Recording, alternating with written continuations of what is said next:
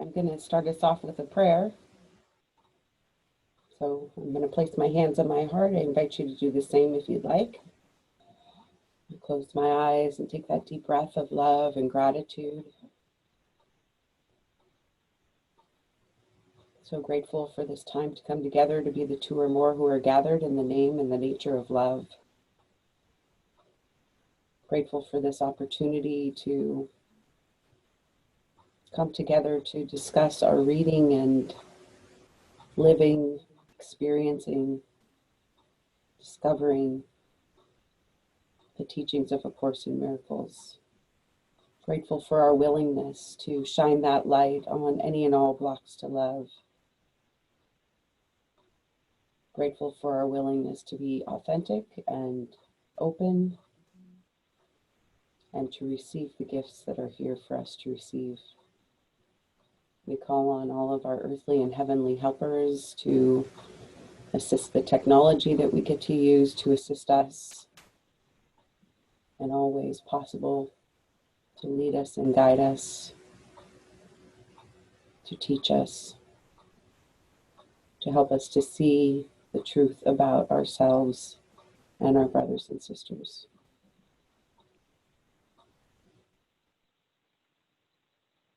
We're grateful that we get to share the benefits of that truth, that we are love and nothing else with everyone because we're one with them. In grace and gratitude, we let it be, and so it is. Amen.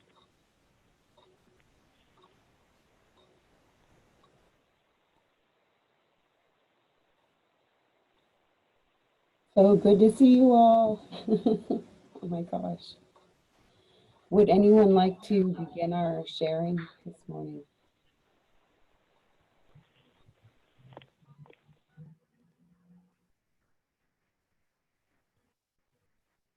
Go ahead, Phil.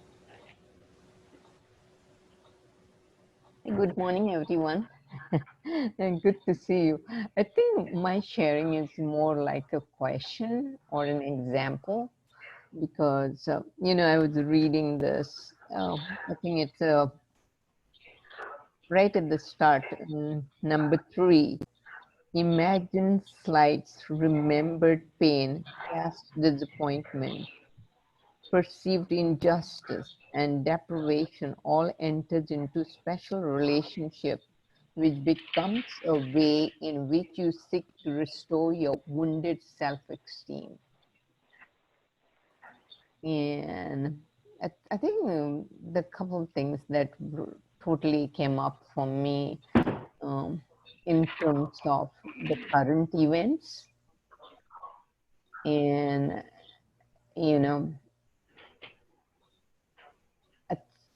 it's like, so what is this? You see what is happening, and to add to it now,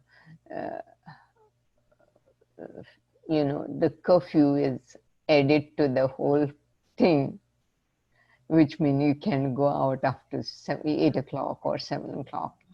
And so, I would really like an example.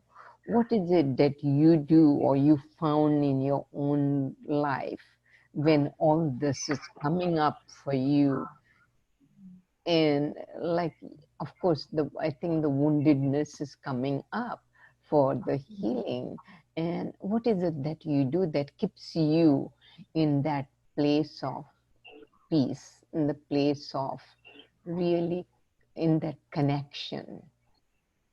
And I want more like example. What are you doing and what is working for you? Yeah, I would appreciate that. Yeah, well, I can answer for myself. I've been feeling the intensity of what has been happening on top of the COVID. And it feels like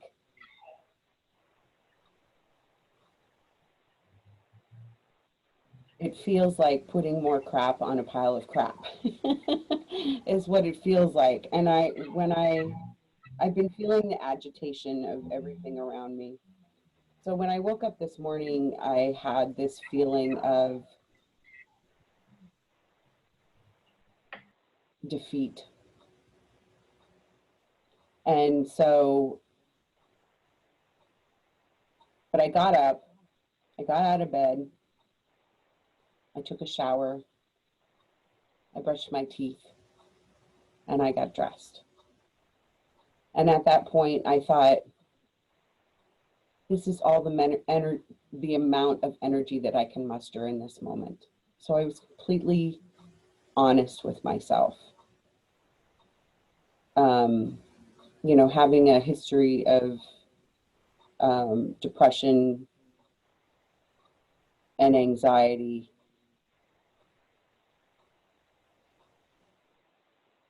it could be very easy for me to dive into that. But I know that it's not helpful. And I'm so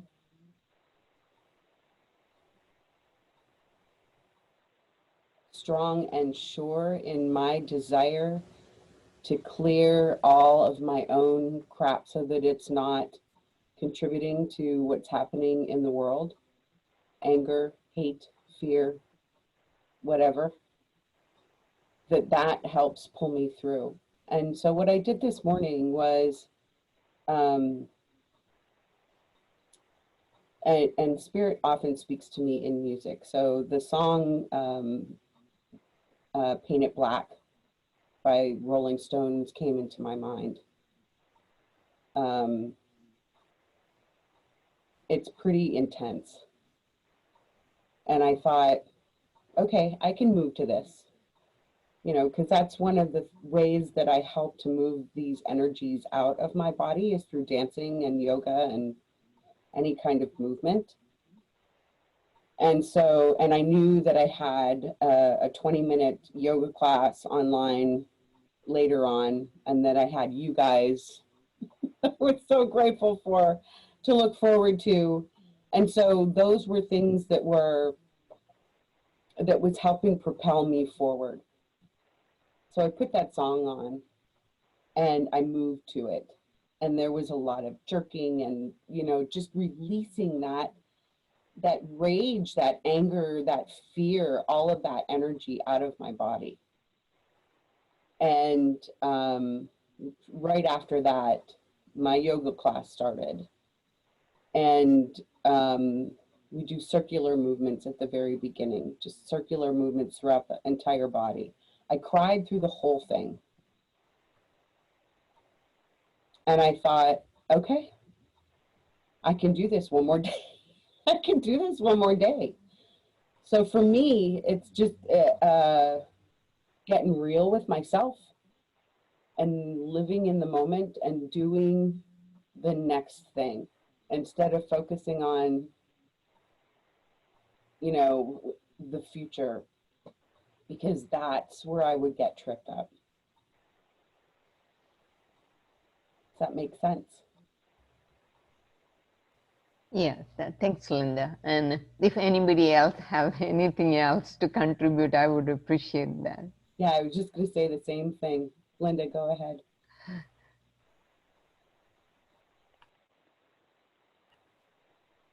Okay. So, you know, I like to talk about, I can talk and chew gum at the same time. And that's the tricky part of the course. It takes a long time to like kind of navigate being above the battleground and in the battleground. You know, unfortunately, since I seemingly am here in the dream, since I seemingly have teeth, I need to brush them, you know, even though teeth are not real, you know, it gets a little, so I look at all this chaos. You know, I think about the hero of the dream and how this is just perfect fodder for the ego construct, which is what the world is. That it wants me to continue to be focused on the body. fear COVID, death is real, scarcity, deprivation, be afraid, focus on black and brown body, divisiveness, scarcity, separation is real, othering is real. You know, I just really simultaneously have a way to, you know, to get above the battleground and see what this really is, I guess. So it really changes my perception and helps me navigate all of that so much more peacefully that it's just lead me not into temptation. It's not real. But of course, that's what here is. So, you know, my only function here is to forgive. Forgive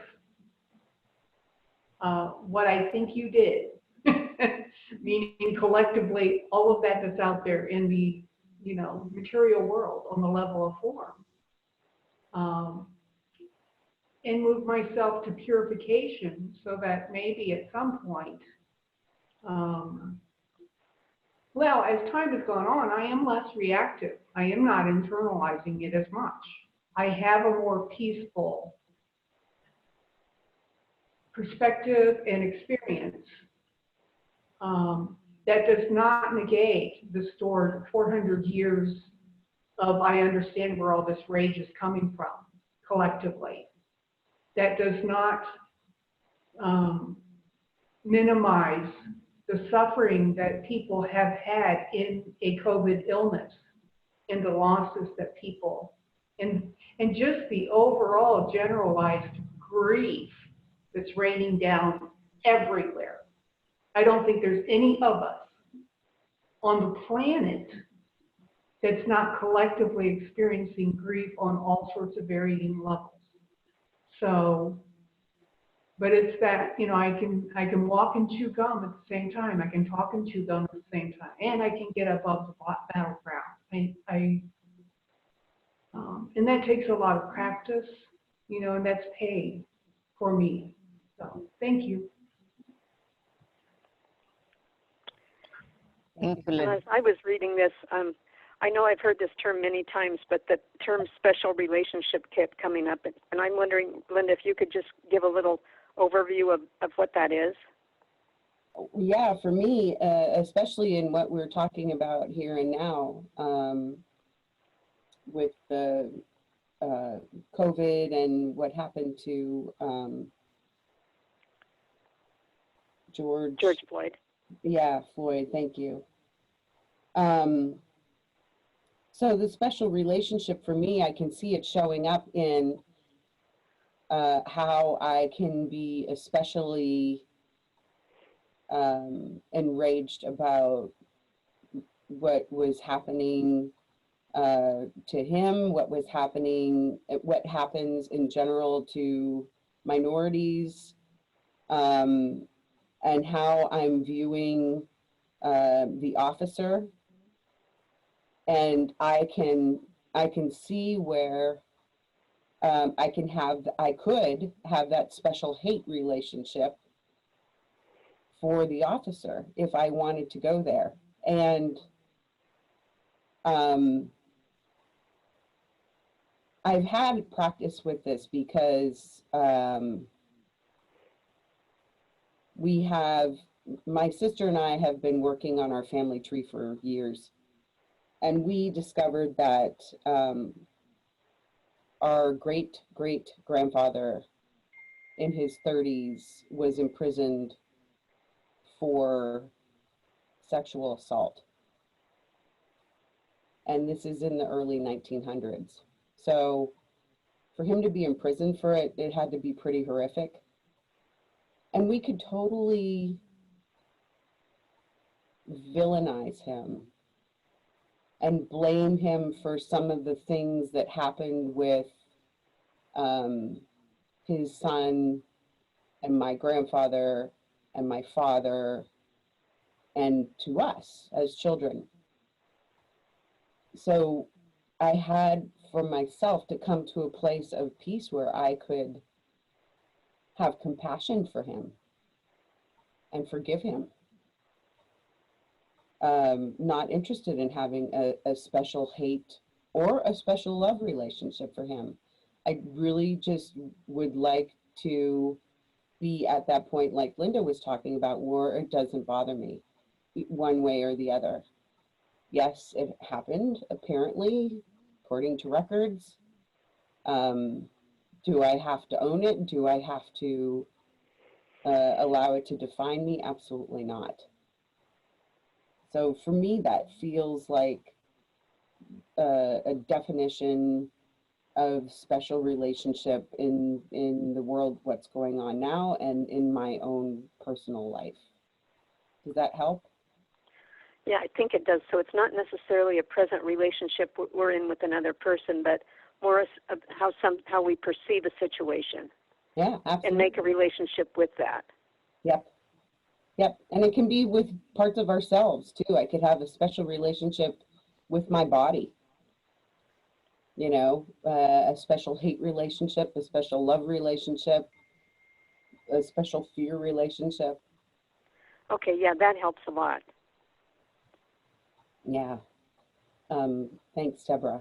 Lesley, and then Amanda.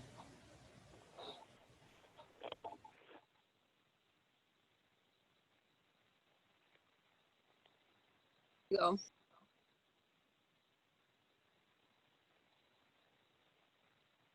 I muted you. I'm sorry.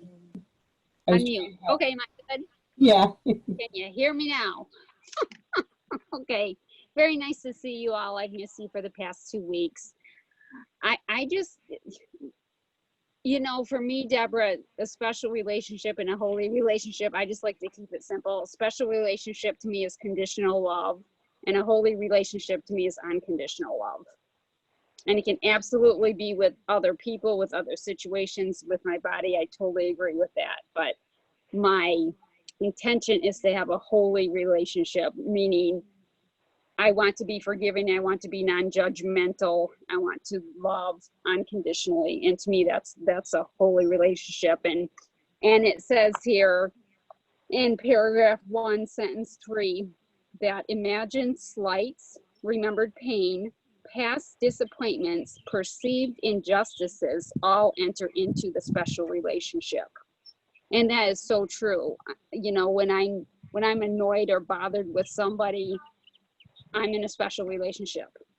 You know, my boss is pissing me off because I can't go back to work yet, you know, and I'm so grateful for it, because my main intention this year is to surrender, to totally be non-resistant to what is in front of me in my life now, no matter what it looks like, going to work, not going to work, the terrible injustices we think we see in this world, and it's just unbelievable to me, everything that's going on. I mean, it's just unbelievable to me. I can't believe it sometimes. And the one sentence that just keeps going through my head is what Jesus said on the cross: "Forgive them, Father, for they know not what they do." Forgive them, Father, for they know not what they do. What else is there to say, you know? And everything that's going on, I think, is interesting that we had this reading, because in paragraph 2, sentence 2, it says, by seeking to remove suffering in the past, it overlooks the present in its preoccupation with the past and its commitment to it. And this, Phil, brings me to you as far as what you were saying. I think the thing that's been the most helpful to me, staying in the present moment, and gratitude. Gratitude.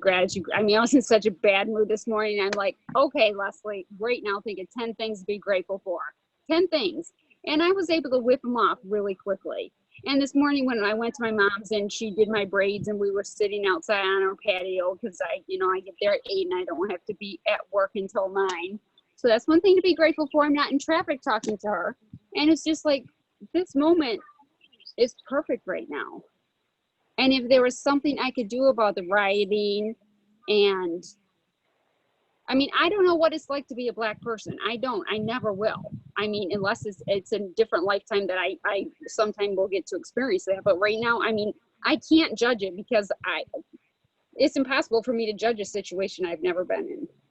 You know, I know one time when I was working out at a gym and some person was talking very derogatively about a Black man.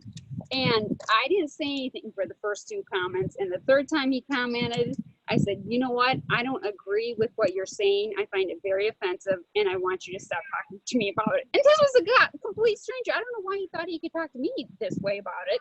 And that's something I can do. You know, what's in front of me now?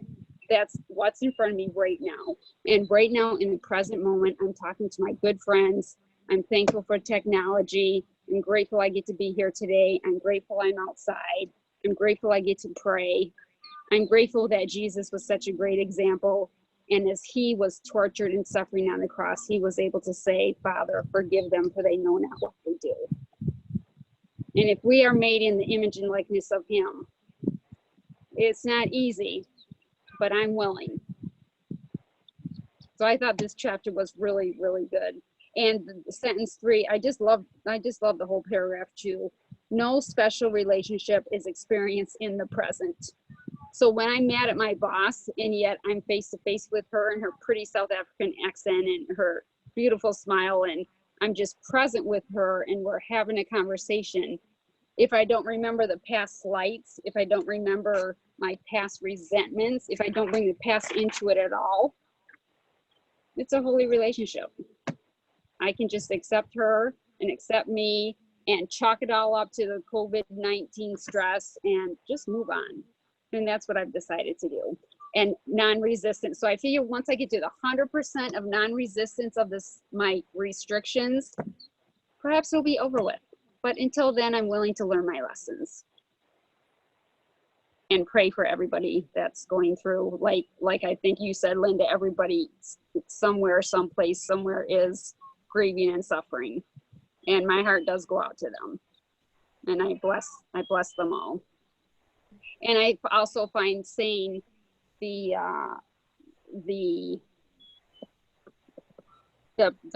violet flame mantra really helps me get out of my funk too. So thanks, everybody.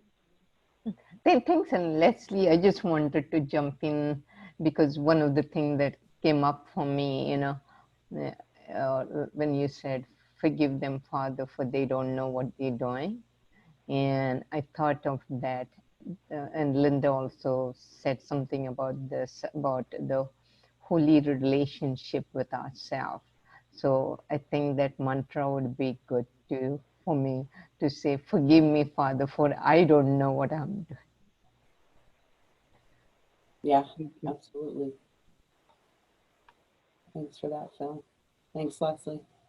Amanda, patiently waiting. Yeah, I don't know. I was sort of starting to feel like I want to steep a little longer maybe and listen. But what I will say is that yeah, I mean, I think we're all, like Linda, the way Linda explained it, you know, trying to, it's just see, I can't, maybe I do need to steep a little longer, but the above the battleground and the in the battleground thing that that Linda used so poignantly laid out in that way, I could just envision that. That's the thing. That's the thing that's so difficult. But it doesn't have to be difficult, but it is difficult, but it doesn't have to be difficult. And so I have so much confusion going on right now, because one of the things I'm being triggered by is, you know, is the saying that everybody's putting out, that if you do nothing, or if you're, you know, then if you're neutral, then you're on the side of the opposer. And that has been triggering me to feel helpless and guilty. And because I don't know what to do, and what am I, you know what I mean? And I just keep asking, and I just keep going, you know, how can I, you know, I'm doing the prayer, you know, let me be truly helpful, and trying to remember, you know, the illusion. And this reading was so juicy, by the way, with the with all of that, because there's especially, I especially underlined paragraph 9, the whole thing, because it's so intense, that paragraph. It's like, there is nothing you can hold against reality. All that must be forgiven are the illusions you have held against your brothers. Their reality has no past, and only illusions can be forgiven. God holds nothing against anyone, for he is incapable of illusions of any kind. Release your brothers from the slavery of their illusions by forgiving them for the illusions you perceive in them. Thus will you learn that you have been forgiven, for it is you who offered them illusions. In the holy instant, this is done for you in time to bring you the true condition of heaven. That is just so profound. I can't even, there's a lot to chew on that. And it's so, it's even that much more to think about with everything that's going on in the world. And then the very next thing in paragraph 10 really kind of got me as well, because remember that you always choose between truth and illusions, between the real atonement that would heal and the ego's atonement that would destroy. I mean, that right there. Because, you know, that's the, you know, above the battleground, I'm in the battleground. I'm above, how do I, is this an illusion? Is this not? Okay, I'm choosing in each moment, fear or love, you know, fear and love, but also even more of a coloring to that is truth or illusion, you know. And and then the power of God and all his love without limit will support you as you seek only your place in the plan of atonement arising from his love. Be an ally of God and not the ego. I mean,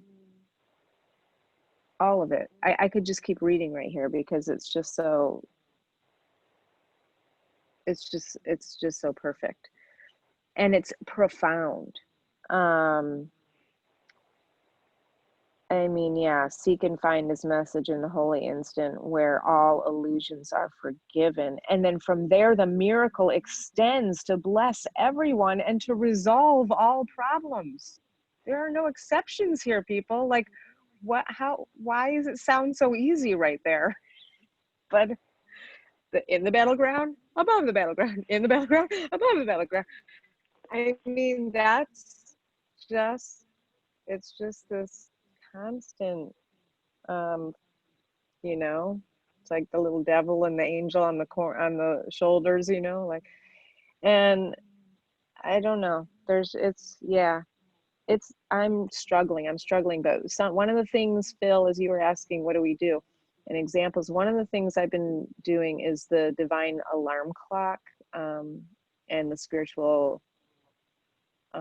qualities to go with that, like, and because what I'm uncovering, or the feelings that I'm uncovering, are like just that, like I said in the beginning, the feeling of guilt and helplessness, anger. There's anger, you know, I'm enraged at what's happening, and I'm sad for, you know, these families who are really having to, this is, you know, what are you supposed to, I don't want to spiritual bypass it either, you know. I don't want to like just be like, oh, you guys, you know, like, what are we going to do, go out there and be like, oh, you guys, it's just an illusion, your son didn't actually just die by a knee in his neck, calm down.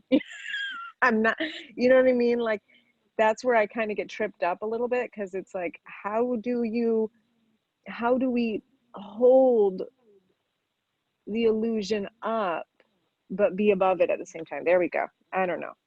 Thank you. Thank Yeah, you. thanks, Amanda.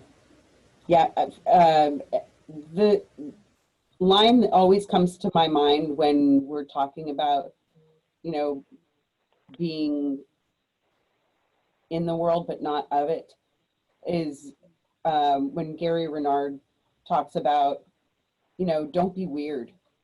Don't go to a funeral and say to the person that just lost their loved one, well, you know, it's not real. You know, this is all just an illusion. You're not, you know, that's not compassionate. But getting sucked in, you know, like my mind appeared to want to first thing this morning, you know, the ego drama queen was going to be all like, oh, it's so hard to get up and get showered and get dressed. Like, really? Yeah. Because I've practiced that for almost 60 years. That was, you know, that was the script I was following. So it's easy, but it feels challenging because I'm in that groove, like Lesley was talking about a couple weeks ago, that groove of, you know, being so dramatic and in the depression or whatever, you know? So prefer to be unbotherable.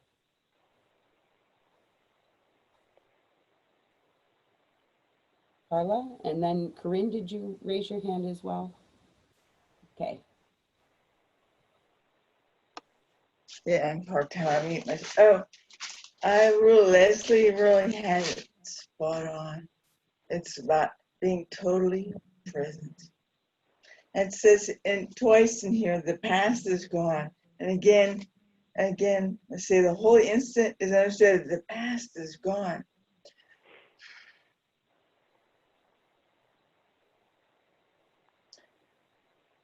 I had an experience just with David, like yesterday or the day before, about his shoes that he puts out on the floor. And he has reason why he's done. And I want my reason that there's so little space to be more important, you know? And the truth was, in that moment, I wasn't running into the shoes. I was holding on to an experience where I did that instead of, oh, that's just an experience, but I'm holding on to it. And it says the next line in paragraph 9, line 5, part of it, the stillness and the peace of now enfold you in perfect gentleness. Everything is gone except the truth. And that's, the truth is the now. And it's very challenging, seems very challenging, that we're given this gift to help us inform, to remember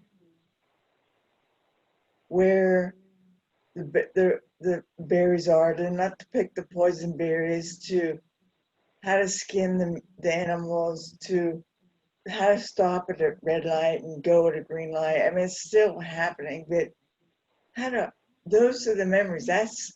That I think was the original intent of the ego. And then we started giving it all this power, it was like 7.5 billion people. And they're not people, but they're souls having a human experience. So, and it is very, seems challenging, but it's actually making me stronger by the learning, by the,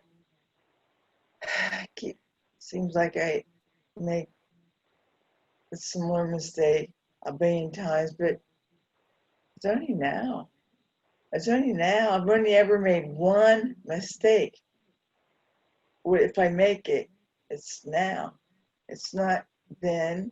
It's not in the future. And I really want to release something up, is that I have expectations of people, or whatever beings. I think they're people that should be, that if David were to love me, he wouldn't put the shoes out in the middle of the floor where I run into them on the wheelchair so I can sit down because I have a challenging time standing for long.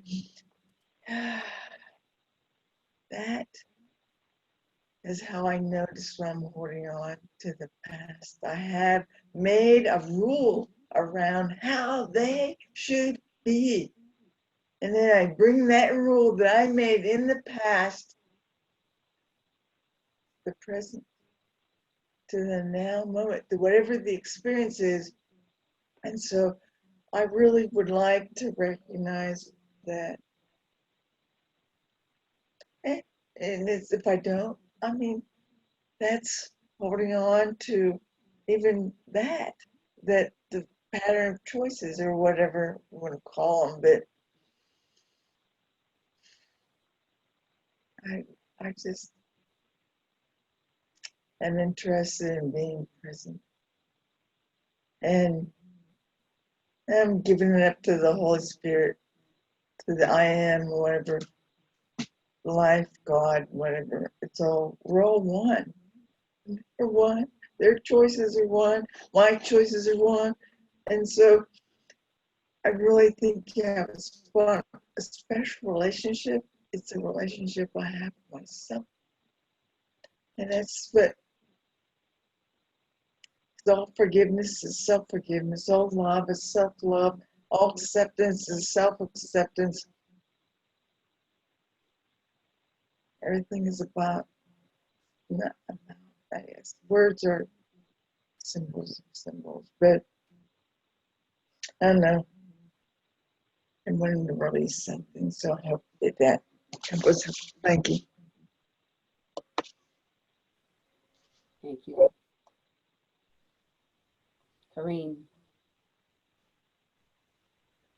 Yeah. Hello, everyone. Thank you.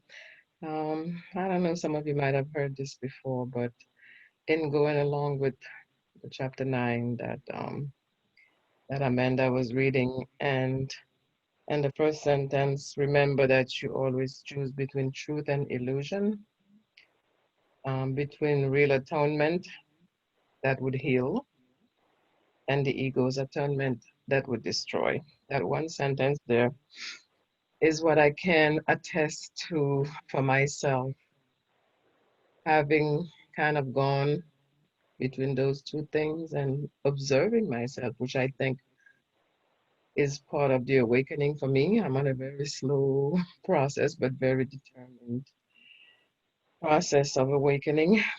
And I noticed since I moved out here to Georgia 5 years ago, and I first attended the church, that I had this feeling of being, like the one person among all these white faces. And I felt so out of place and inferior and all these other things, which were part of my upbringing, since especially coming from a little poor country in Haiti. So having done so much work with Masterful Living, Course in Miracles, Choosing Again, etc., I can still have moments when I go to that, such as like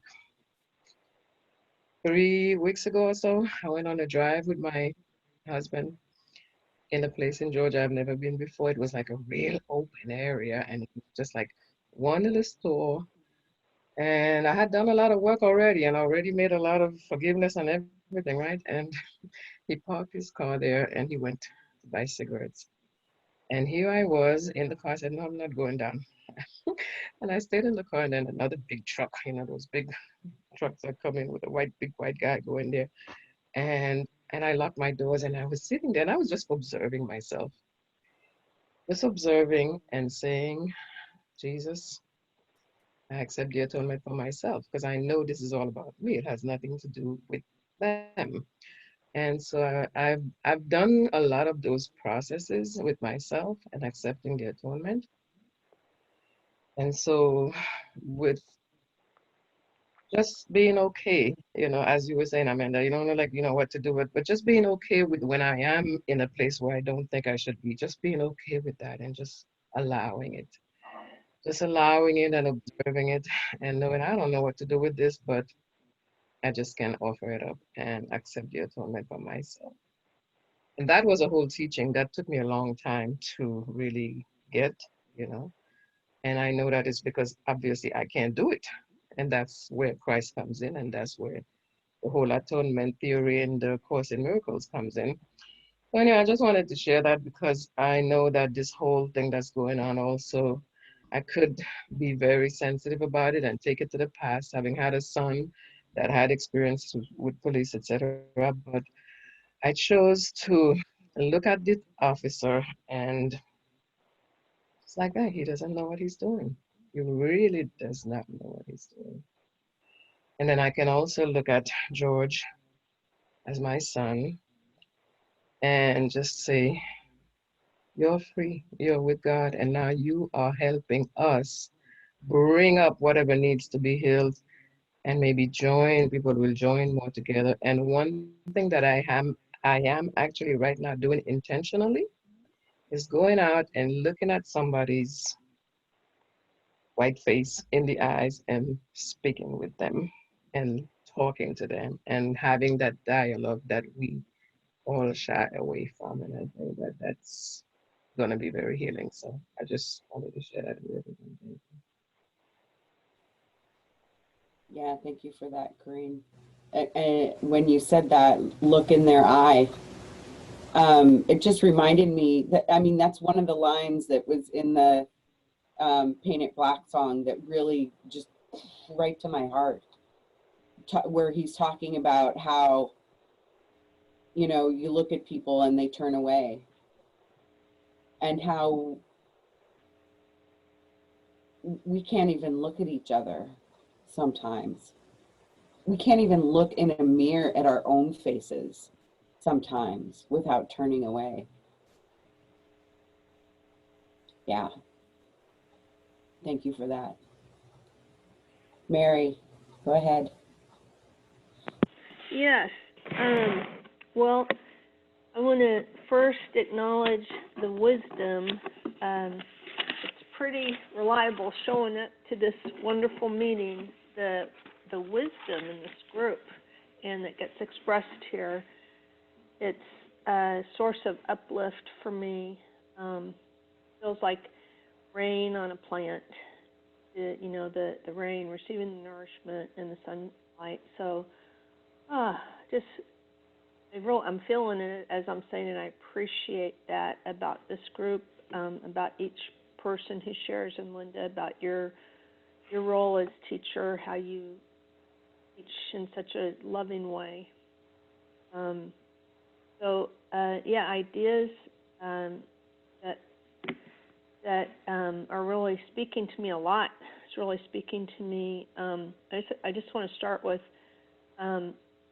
maybe anchor it around. I loved when Amanda was sharing about pairing up divine alarm clock and spiritual qualities. That feels so nice, and that feels like such a nice structure and a simple structure, which I like, simplicity and intensity. I think it's an intense and powerful way to look at things.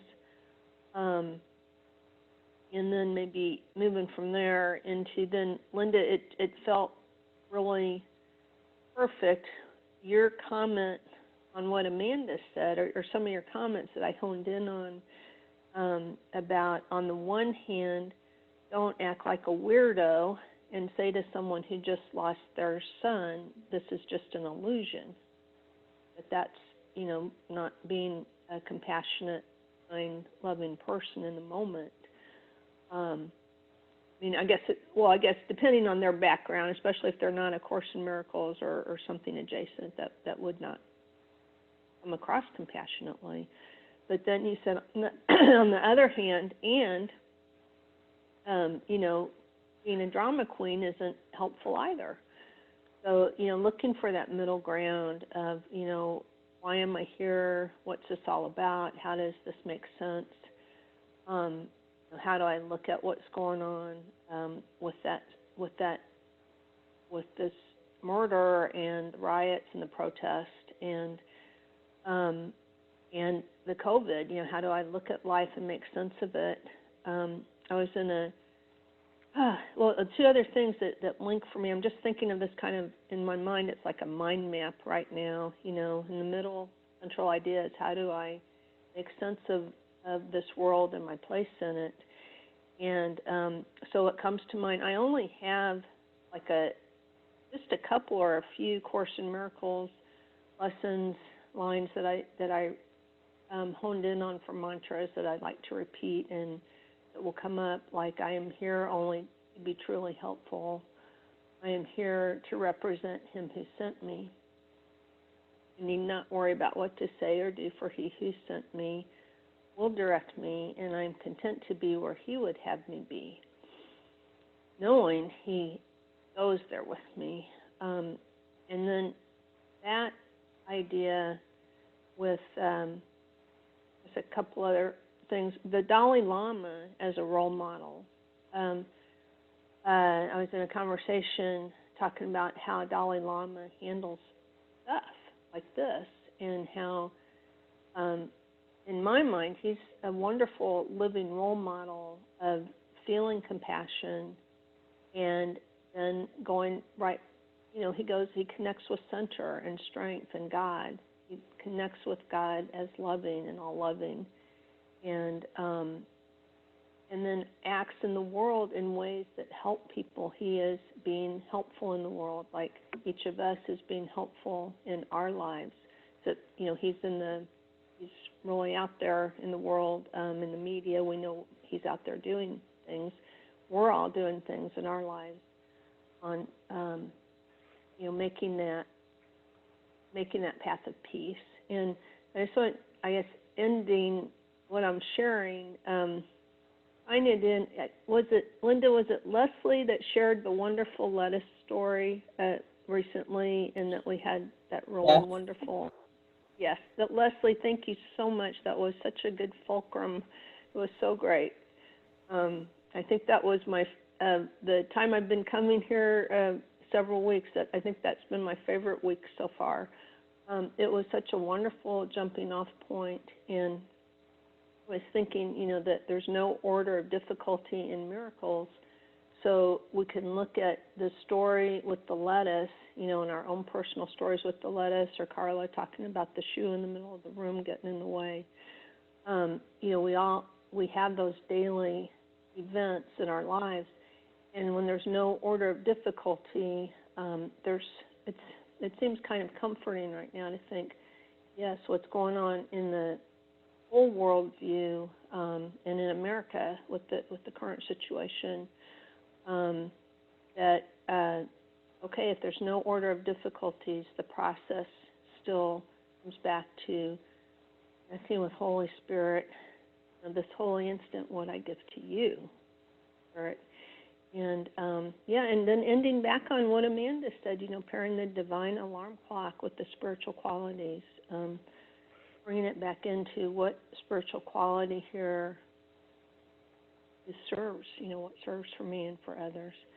So this is good for me. I feel like I'm having a good gestalt today in attending and in sharing. Thank you, Linda, and thank you, everybody, for your sharings. Yeah, thank you so much, Mary. So much wisdom in your own sharing as well. Thank you. Welcome. And since you mentioned the Dalai Lama, if I have a minute, I'd like to just tell a quick story about Dalai Lama. Yeah, go ahead, Deborah. Anyway, this was years ago, and I was living in a little Alutiiq village on Kodiak Island in Alaska, and some friends of mine had gone on a trip. The mayor of the village had gone on a trip, and I went up. They invited me to go up and look at their photographs that they had taken on their travels. So I went up and was looking at the photographs and going along, and all of a sudden, it's like I was just amazed. There they are standing with the Dalai Lama. And I said, Swen and Mary, how did you get this picture? And their eyes lit up, and they said, oh, I said, do you know who this is? And they said, yeah, that's Dolly. He's very nice, they said. I mean, they'd never heard of him before. So I guess they had been in an airport somewhere. I don't know, I think they'd gone to Sweden or something. And Dalai Lama was in the airport. They didn't know who he was. They just knew he was somebody.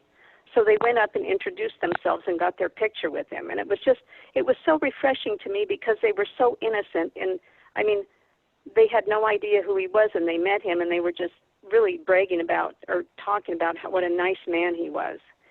Anyway, that story just always sticks in my mind. That's so cool. Can you imagine? That would be so cool. Thanks for that, Deborah. You're welcome. Yeah, I know I do love thinking about, the Dalai Lama as being one of the masters of living A Course in Miracles, even though he's not a course student, as far as I know anyway. But somebody that has been exiled from his own country, and still his practice, his religion is kindness. And I have to imagine that there's still days for him, even as the Dalai Lama, that he gets irritated and pissed off, and he deals with it in the best ways that he knows how. He's having a human experience too. But yeah, I'm grateful we have role models like that. Would anybody like to share anything before we close out? Go ahead, Linda. I always think about when I think of the Dalai Lama, where the Course talks about, what's really going down is we responded to the tiny mad idea, and the Son of God remembered not to laugh. And so I look at him as a teacher of God, and he's just giggly. He wears it all so loosely. Sometimes his giggles seem inappropriate, but I think there it is. Laugh, let's all relax, have a good time. So thank you. Yeah, thank you. Carla, go ahead. I just want to kind of finish with something that I really want to hold. Is it in paragraph 8, line 7? And the holy instant is his reminder that his son will always be exactly as he was created. So I have a lot of things that happen to me that remind me of the truth all the time. But I forget, I get caught up in the next moment or whatever it is. It's not bad or wrong, but and this line was given to me. I am worthy. I'm worthy not because of anything I do, but because that is how I was created by God. That's what this line is. This is like, not that I need it, but this is like saying that I don't know that I've ever read this before. That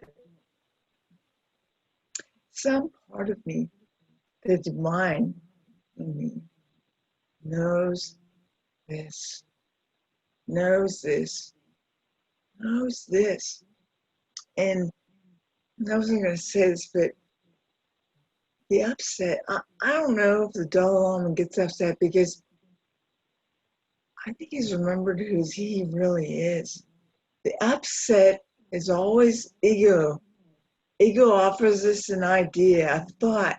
Oh, this is wrong. Oh, this shouldn't be happening. Oh, this should be different. Oh, you're better than. Oh, you're bad. You're wrong. You're making that. It's constant. It seems constant. If I listen to it, it is constant. But I'm just remembering to choose again. Choose love. And to remember that that's all there is. And so I'm exactly as I was created to be. I'm exactly like that is what I want to remember.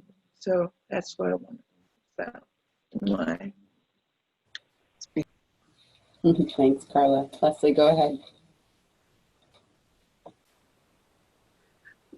You know, something I just thought about is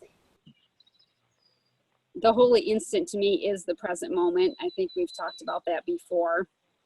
And I don't follow the news real closely, so I don't know the names of the cops or anything that with everything that happened with George. But I'm just thinking that the other cops, not the cop that murdered George, but the co-workers, had they been in the present moment instead of having any past hurts or past fears or anything, maybe one of them could have tackled him and said, "Get off him, you big oaf," you know, or something, just to interact and to change that moment. And I don't know how many of you guys have read about soul contracts and everything, but it just comes to me so strongly that George and that cop had such a strong soul contract that in truly their souls love each other deeply. And I think that they must have come into this earth time, this earth school, to teach us all something. And for both of them to do what happened, to go through that kind of a sacrifice, really, I find so humbling. And I am willing to learn every single thing I can from this because of what they both have done. So I just wanted to share that about that. And whoever said it's not easy, I think it was you, Amanda, it is not easy. It's simple, but it's not easy, you know? It's not easy. And just back to the lettuce story one last time, it was so funny. I don't know, it was a day or two later, I said to this guy, I'm like, "Honey, why did you buy 2 things of lettuce?" He's like, "I have no idea. It just came to me to buy 2 bags of lettuce." And I said, but why? There must have been some reason. He's like, "Well, you know how you always say that my blood sugar is high and because I'm on metformin." He's like, "I decided to use the big pieces of lettuce instead of bread as a sandwich." How brilliant is that? Perfect. Taking responsibility for his health. And then the next day I did the same thing for my sandwich. And I'm like, this is pretty good. So it was just funny. And I think it was more for the group than anybody else because we all do have our lettuce story. And I'm so grateful that Scott and I have such a loving, kind relationship, even though he's great at pushing my buttons. He's a great teacher and he reminds me to laugh, which is so important. So that's it. Thanks. Yeah, thanks, Lesley. That lettuce story, that's going to live in infamy. That was awesome. Well, I would like to next week just start in on chapter 17. I don't know that we've done much of anything in chapter 17 so far. So I don't have anything highlighted, so that's what tells me like the rest of my book, there's pink and purple and yellow all over the place. But I would like to close with a few things that I highlighted in the section that felt like hope and a promise of hope to me when I read them. And starting in paragraph 6 of a couple sentences in, and this is going to jump around 6, 7, and 8. The holy instant is the opposite of the ego's fixed belief in salvation through vengeance for the past. In the holy instant, it is understood that the past is gone, and with its passing, the drive for vengeance has been uprooted and has disappeared. The stillness and the peace of now enfold you in perfect gentleness. And then towards the end of paragraph 7, the holy instant is eternal, and your illusions of time will not prevent the timeless from being what is, nor you from experiencing it as it is. And then into paragraph 8. He gave the holy instant to be given you, and it is impossible that you receive it not, because he gave it. When he willed that his son be free, his son was free. In the holy instant is his reminder that his son will always be exactly as he was created. And then going to the very end, the prayer at the very end, paragraph 12, I believe it is. Forgive us our illusions, Father, and help us to accept our true relationship with you, in which there are no illusions and where none can ever enter.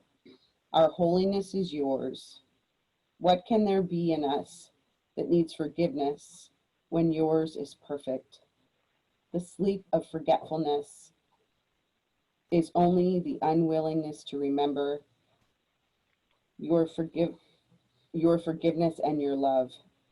Let us not wander into temptation, for the temptation of the Son of God is not your will. And let us receive only what you have given, and accept but this into the minds which you created and which you love. Amen. So I felt like closing with that instead of reading the insights for the lessons from Pathways of Light today. So yeah, thank you all for coming. I'll see you all next week. Thank you for being such a bright light in my world and answered prayer. Love you all. Thank Thank you, you, Linda. Thank you, Linda. Thank Thank you, you. everyone. Thank Bye for now. See you next Thanks, week. everyone. Bye-bye. Bye. you.